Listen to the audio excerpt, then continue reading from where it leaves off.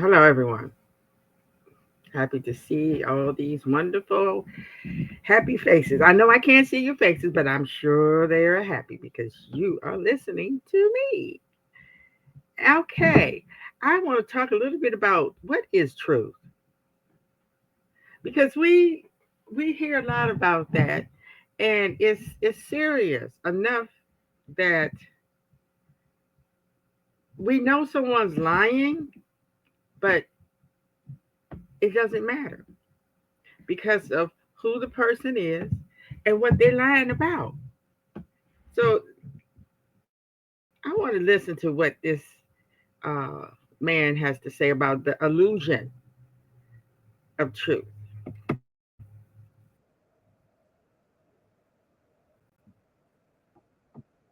Temperature of a chicken, you are more likely to judge as true this statement.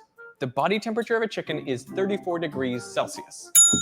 It's not, by the way, it's actually closer to 41. But this finding highlights an important aspect of our psychology that plays a huge role in how we see the world. The things we're exposed to repeatedly feel more true. Now, the way this seems to work is through a mechanism called cognitive ease. Cognitive ease is a measure of how hard your brain is working, from easy, like when you're scrolling through Facebook, to hard, like if you're trying to multiply 14 times 37 in your head. Things that are true generally elicit cognitive ease, like fire is hot, Earth revolves around the sun, dogs have 4 legs, and so on. Not only do these things feel true, they also feel familiar, effortless, and they feel good. All of these are outcomes of cognitive ease. Now, the trouble arises because cognitive ease can be artificially created in other ways. One way is just by repeating the stimulus. In a classic experiment at 2 Michigan universities, experimenters took out ads in the school newspapers. Each ad consisted only of one of these nonsense words. Cardiga, Sarisic, Baiwanri, Nansoma, Ektitaf. They were printed with different frequencies. One word appeared in the paper only once, while others appeared 2, 5, 10, or 25 times. The word frequencies were reversed at the other university. At the end of the experiment, researchers sent out questionnaires asking people to rate the meaning of each of these nonsense words on a scale from it means something good to it means something bad. And the findings were clear.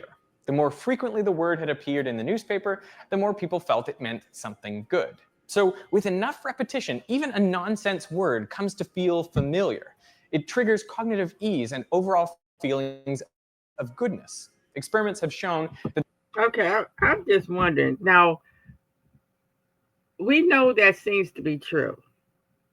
So we all can be fooled by that. But what thing we don't do is do our own research. And like James Baldwin say, I can't believe what you say because I see what you do. Are we looking at what people and corporations and all they what they do?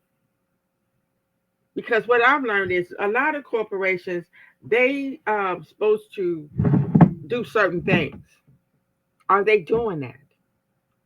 And now we have an American administration that is taking away the people that make sure these corporations are doing what they're supposed to do in the name of saving money. What's more important, saving money or saving the planet or saving a better life for your children? Let's continue. But this also works when showing English speakers Chinese characters or even random shapes. And the finding is even more general than that. Songs are judged more favorably after you've listened to them a bunch of times than on the first listening. And participants looking at yearbook photos judge the people in the photos as more likable after seeing that photo more times. Which that brings up the question, what are the Kardashians famous for? Depending on who you ask, you may find that they're famous for nothing or just famous for being famous, but really they are famous for exactly the same reason anyone is famous, and that's because you've heard their names and seen their faces over and over again. Now, they are familiar, you have experience with them in the past, and therefore they are processed with cognitive ease, which also feels good. This is at the core of the advertising industry. The idea that repeated often enough, even brown carbonated sugar water seems really appealing. But maybe it shouldn't be surprising that repeated stimuli are perceived more favorably. After all, our brains have evolved to identify threats, and anything novel is a potential threat. But if after repeated exposure nothing bad happens, it becomes familiar and comfortable and therefore a sign of safety rather than a threat. And this general phenomenon extends beyond humans. Chicks who were played a tone when they were in the egg later made fewer distress calls when the same tone was played to them as chicks. But repetition is not the only way to create cognitive ease. Images with higher contrast are perceived by the brain with more cognitive ease, making them feel good, which explains most of the Instagram filters. In another study, Um, yeah, and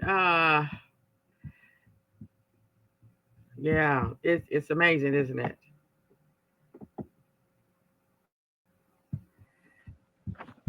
And black. this is,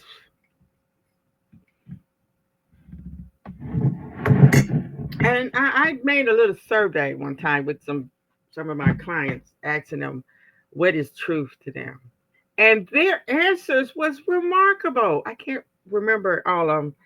I can't, um, but I know one stands out. That the truth is that he is thankful for the company that I was working for was helping him because of his condition. He wasn't able to do a lot of things that we all wish we could do. Take care of ourselves, make sure we, uh, you could do it, but some things are very, very difficult where you may neglect doing it because it's so hard. And that's what the truth really is. It is knowing that someone is there to help you when you need it. The truth is that you are someone that somebody can depend on.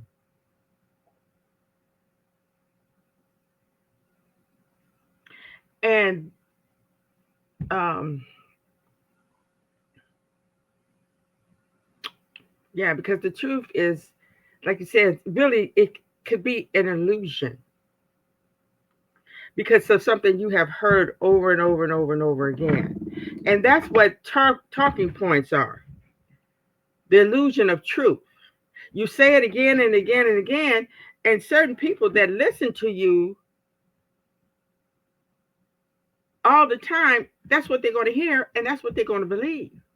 And you have enough people, that's what they do in the army. They repeat stuff, they make you do stuff over and over and over until it is automatic. When they say jump, you jump. When they say kill, you kill. And don't we see that happening right here on a small scale? You see that in it makes me so upset.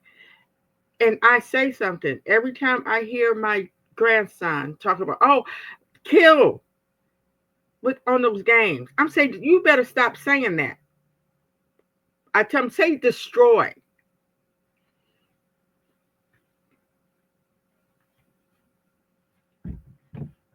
What are we doing to our children? Why are we letting our children play these destructive games where kill and destroy and shoot and bomb is normal? And I was looking at one of his movies with him. I can't. What was it? Them trolls or something. They had two little small trolls that were married and was talking about sexual stuff and kissing.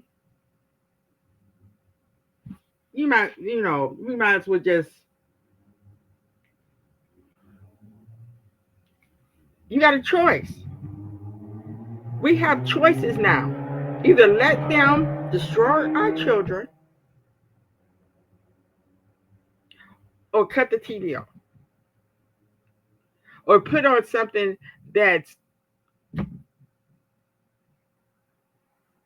going to be beneficial. You got a choice. Really, it's time for us to start governing ourselves because we see that the government is not governing us. They are destroying us. They are making us look stupid on the world stage.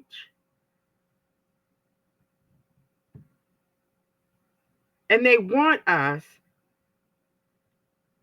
You remember that episode on Star Trek where they beamed to this planet and you had these people that they couldn't see making Captain Kirk and somebody else I can't remember fight for their amusement. That's what they're doing now to us. They love to see us fight among ourselves. They love to see us argument between ourselves and shooting and killing and stabbing and committing suicide. 11-year-olds committing suicide? Never thought that ever. Never. I don't know what kind of kids these are now that you would actually. I know bullying was getting done back there in my time because I had one bully in my whole life. I had one bully, and she was bullying everybody, you know. But see, we didn't know. I didn't have parents. I didn't have teachers or nobody to tell me that she's acting out maybe because of her home life. I don't know. We didn't know. But these children are killing themselves over bullying, killing themselves about something they see on YouTube. What is up with that? I don't understand that. But I want to talk about black against black prejudice. This is back in 1994. We don't have a Phil Donahue no more, and I hate to see that he did pass away not too long ago, but he had some interesting uh, um, shows that we was able to talk honestly. But now you can't do that because it's you have all these snowflakes that get so want to get an attitude. You know, let's hear what she got to say. Or is it offered in a sneering way? No, I would say that's offered in a sneering way. Mm-hmm. But this has divided black families, has it not? Oh, definitely has. And do we not have a lot of pain out there from men and women? I would think mostly women who took a lot. If you're light-skinned, there was a resentment. Absolutely. And also, it's both. Incidentally, what are you, just curiously, may I ask, on the scale? See, and it's a strange thing. I have been everything from light to dark, and it really depends on who you're sitting next to. If I'm sitting next to this gentleman, I become lighter. If I'm sitting next to someone that's lighter than I become darker. And because I'm kind of in the middle, that's why it's all really crazy, because it just depends on how you see it. But it's important enough for you to do a lot of work on this, and and I could really speak on that because I grew up like that. A lot of us grew up like that. The light-skinned child, I ain't gonna say always, but in my family, the light-skinned one was the youngest one, and the one that was spoiled, and the one that got away with everything, and the one that we used to call her Telltale. She told on everybody. She always got everybody in trouble. She was a favorite. But we didn't really look at it back then like that. She's the light-skinned one, but I, kind of had a feeling. And it was because I had this one man told me that his father told him, you better not bring back no dark-skinned woman. But he did marry a dark-skinned woman. But and it's still going on to this day. to co-author the book? Well, because I think it's caused people a lot of pain.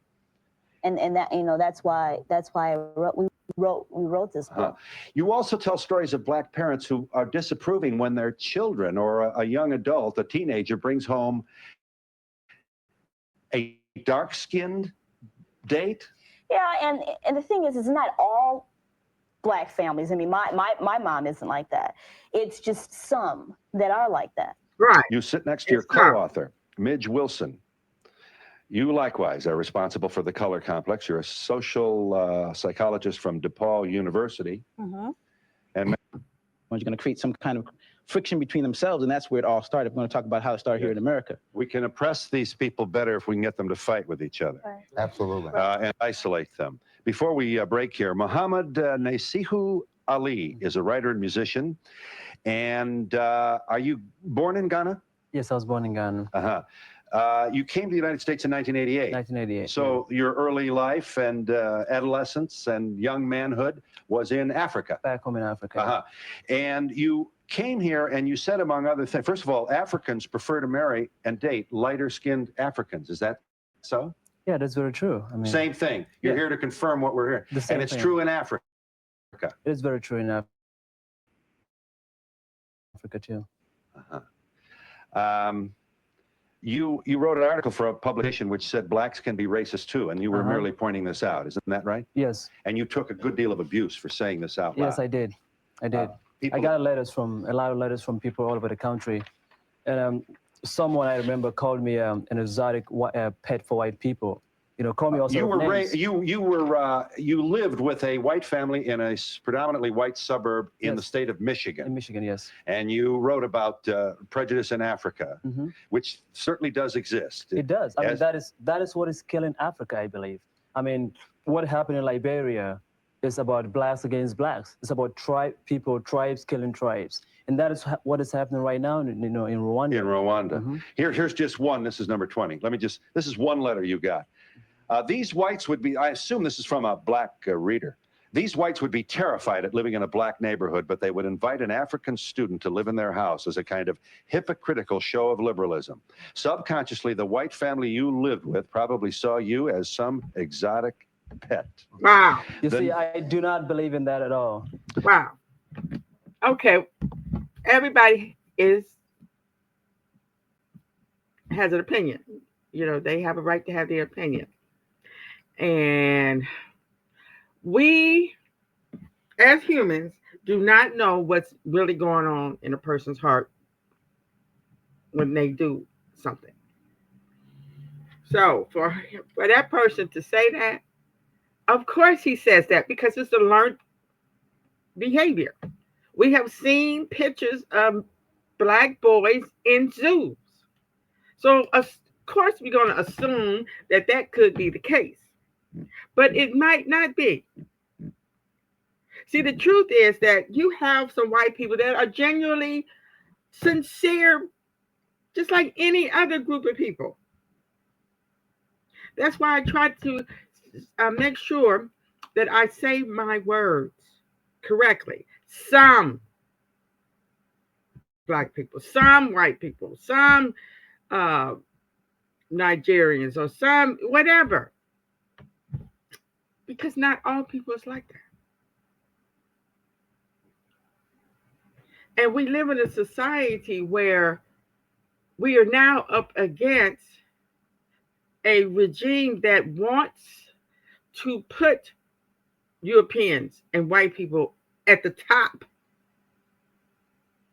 So what we have to stop doing is we have to stop fighting among ourselves and make sure that we don't be crushed by this regime.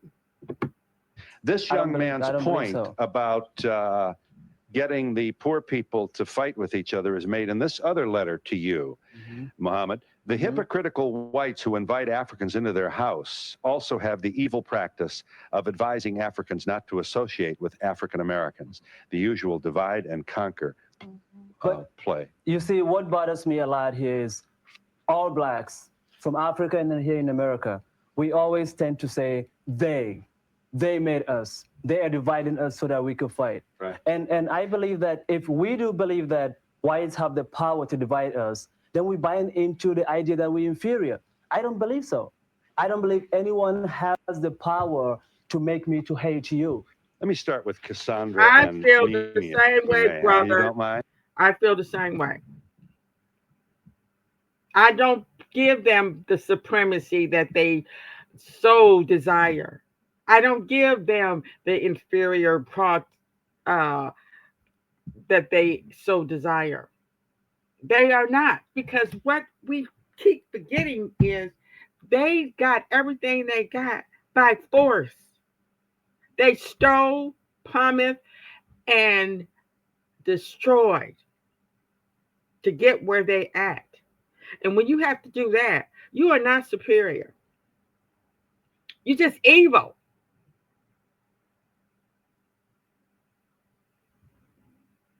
When they came over here, they came with weapons of mass destruction.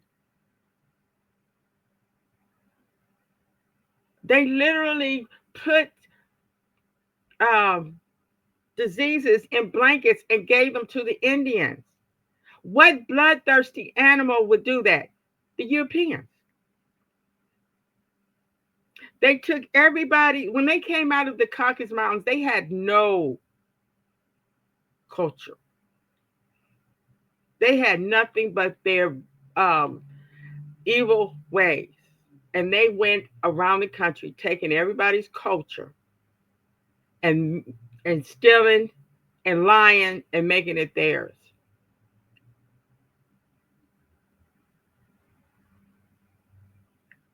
It's going to have to come to the time where we're going to have to get down in the dirt with them, because we can't let them keep on demeaning our children, trying to put our children back in the fields, trying to take us back. We can't. I'm gonna listen to one more, and we're gonna call it a day. Was it not? I suspect, though. So Yes, it was. you're not light enough, or you're not dark enough to be recruiting minority students for the University of Colorado Boulder. Is this not what you believe to be this woman's point? Absolutely. But what people don't understand is that even though I am considered high yellow in the Black community, I get it from both ends. And that's Well, that's what, clear. If you're light, you're disdained by other people of your race, or some of them. Yes, and teachers, we need to be honest and say that teachers, most of whom in America happen to be white, at least where I have been, are very careful about who they make as their pets, who they send to the office, and they always choose the lighter child. right. Well, and also I like to make this clear as well. That's number one, that there is not no black on black racism. What there is black on black confusion. I disagree. By white on black racism. The comment on the point that the brother made here earlier, the individual you're talking about, the slave owner from the Caribbeans, is Willie Lynch. And more or less his perspective was that, look, he told the other slave masters that in order to keep your slaves in check, you had to more or less, with the divide and conquer aspect, pit one light-skinned black against a dark-skinned black. You got the house Negroes, you got the field Negroes. You always tell the light-skinned blacks, say, look, you're better than the rest of the blacks. Yeah. You know, you got better things going. You look like me. You're closer. The ones that are dark-skinned are the ones that actually aren't the ones that's good. I know you down, sister. Lots of folks want in here. So to me, the tragedy is there's no way to win. If you're I'm gonna hit it there. There's no way to win. So what we have to do is stop the fighting. When we fight among ourselves, it's never going to be any winners.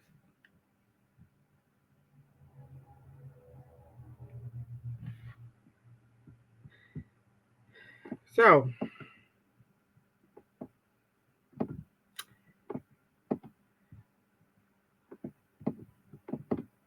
what is truth? Let us learn from observing what a person does, not what they say.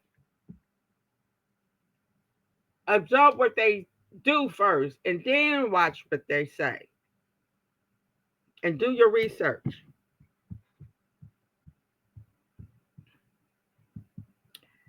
Thank you for watching. Have a wonderful day.